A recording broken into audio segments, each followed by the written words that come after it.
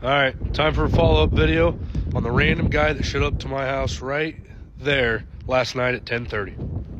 So like I said, I opened the door. I asked him what was going on. He asked if he could get a ride. I says, let me go get dressed first. I'll come back and talk to you. Stay here. I closed the door. I locked the door. I did go get dressed, and I grabbed some protection for myself and came back to the door, opened it. I said, where are you coming from? Because I know all my neighbors. There's not very many of us out here. We're just out in the country.